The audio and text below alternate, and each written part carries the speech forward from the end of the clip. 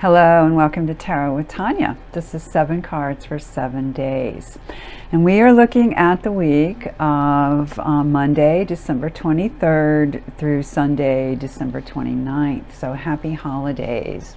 Merry Christmas, Happy Hanukkah, Kwanzaa, whatever it is that you celebrate, or maybe you just have some time off and get to relax. That's wonderful too. So welcome back if you have been here before, and welcome if you are new.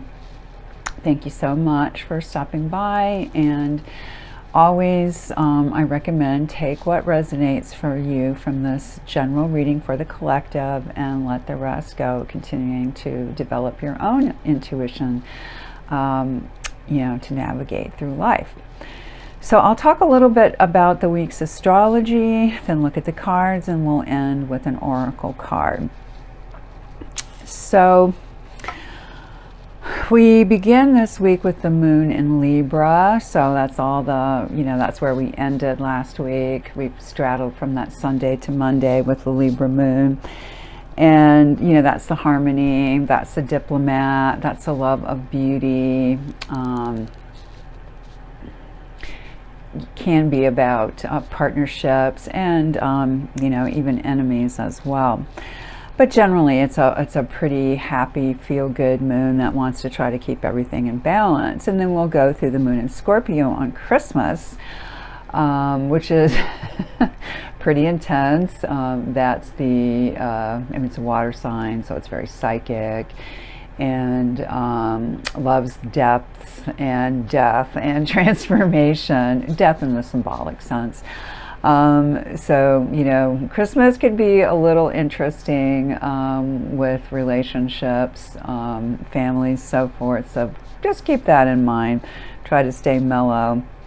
And then we'll go through the happier Sag, a little bit more lighthearted, though, it can be intense discussions and philosophies and ideas about education and the law and so forth. And then we'll end next Sunday in Capricorn, earthy, practical, wants to get things done. And of course the sun is in Capricorn, and we'll have a new moon next week. I'll talk about that in the next video. All right, so then on Tuesday, Christmas Eve, we have Jupiter squaring Saturn. So Jupiter, the great gas giant, it tends to be a very beneficial planet, but it really can expand whatever energy it is within at the time. And when it's a square, those tend to be fairly tense energies. So it can be very good for getting practical things done. It just might feel a little bit restricted. We might already be getting into a little bit of feeling controlled by family, or wanting to control family, wanting to control situations. So just kind of watch out for that darker side and try to use the energy to accomplish things, to try to not be an ego and to perceive clearly. All right, then we have Christmas, and then the day after, the 26th. Fair amount going on that day. We have Mercury opposing Jupiter and Mercury again squaring Saturn. So oppositions, it's what it says. It's the opposite. They're on the opposite side of the wheel. And you can create communication issues. It can make us hasty potentially. When you've got the squaring Saturn, it can help with a good, intense mental focus, but it also can push us, to rigid routines. And if you've got one, it can be good for getting through that. It's good for disciplined thinking even, but it could also cause us to miss an appointment, get tied up. So it's a pretty mixed bag on that day. Maybe a good day to lie low. And then finally on Friday, that's our last aspect here. On the 27th, we have Venus squaring Uranus. So we want, it can be expansive, it can be sudden attractions, it can be rebellion, it can be impatience. Venus is all, I mean, it rules Libra. It's about the harmony, the relationships, the feminine, the balance, the beauty. But, you know, when it has this tense aspect to Uranus, that's the crazy one. It disrupts things. It shoots out the lightning bolts. Can be very, very unexpected behaviors. So kind of a mixed bag that day too. So I hate to say, but all in all, a bit of a volatile week. And, you know, the cards are kind of backing that up. So, you know, be prepared. Try to stay mellow. But we do have a fair amount of swords. That is the dominant element for this week. So that's the mental, the thinking. So, you know, if we can detach, show up, tell the truth, be detached with the outcome, about the outcome, it probably is a good energy for approaching the week and trying to stay in your inner peace. So we begin our Monday with the Four of Cups, and you know, you have the 3 at the bottom, the 1 in the clouds. What is our creature focused on here? What are we focused on? Are we looking for something that will take us over the top? Do we feel like we don't have enough? And sometimes this is labeled boredom too. So it's luxury in the thought deck. So, you know, there seems to be this quiet moment where there's a little bit of a stuck emotional energy, though it might be just what you need. Use it, take stock, see where you are, and just be okay with that, whatever it is. And then on Tuesday, we start to move into those swords. So the air element, as I mentioned, the cups are, you know, the water, the psychic, the emotionally intuitive. Now we're into the mental. And the nines, you know, we're coming into a 9 year, and, you know, there's a magic to it. You add it to any other number, you get the same number. There's a lot of completion energy to it. You know, in the minor arcana, there's that sense of, you come to the 9s, you know, you've learned a big lesson. 10, you're ready to release something and move back to the beginning at a higher level. So this 9 sometimes is, you know, associated with self-cruelty, with a kind of masochism, with our own internal thoughts. So are we thinking negatively? Are we thinking positively? And, you know, just again, being aware of that. Now, Wednesday on Christmas, that is really our best card of the week. Yay!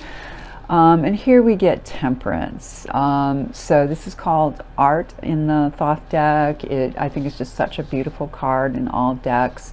It's keeping things in balance. You know, there's the peak and the trough, and the peak over here and the trough back.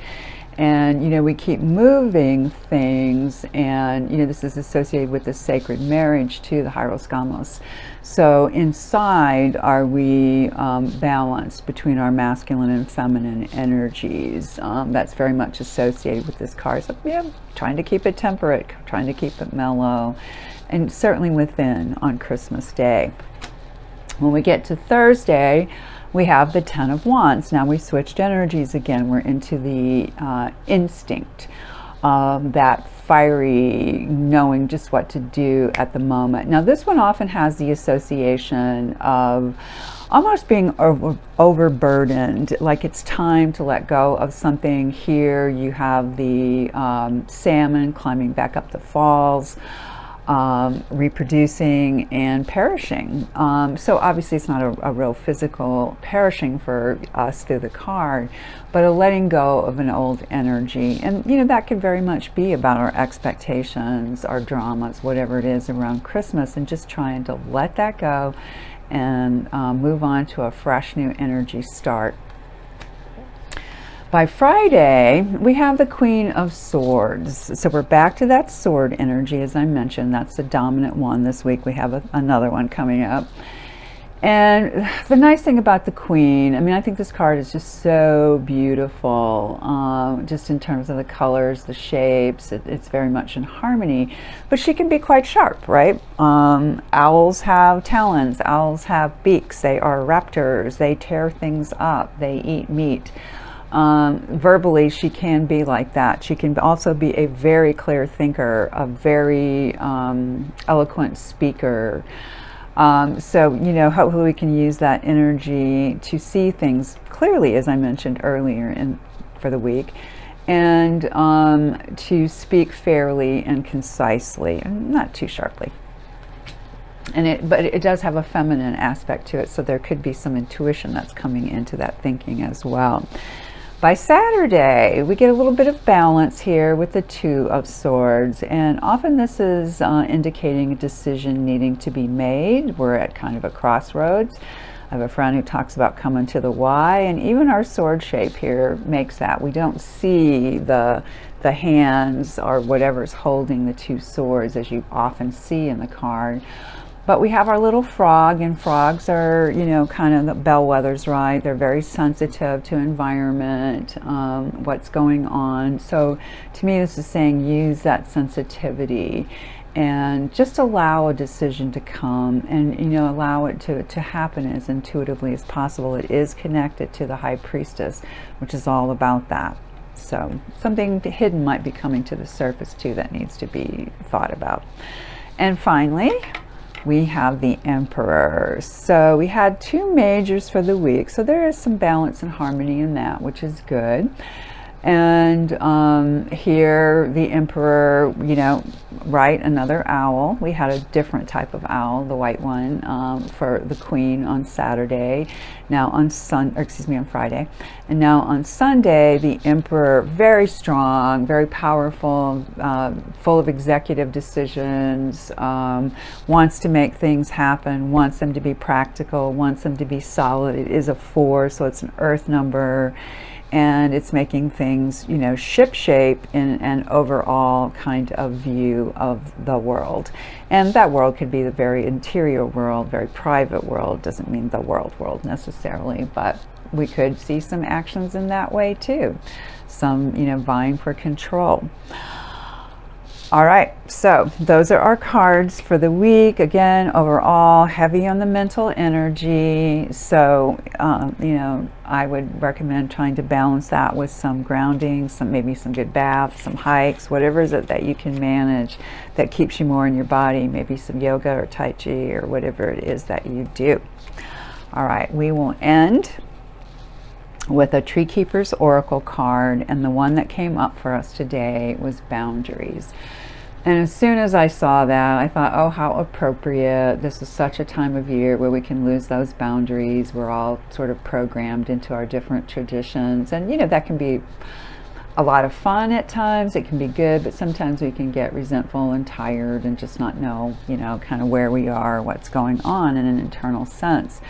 So, keeper of boundaries, standing your ground is essential right now. The tree keepers knew that no is a necessary magic word. Use it often to free the bound, liberate the oppressed, and honor the sacred within yourself.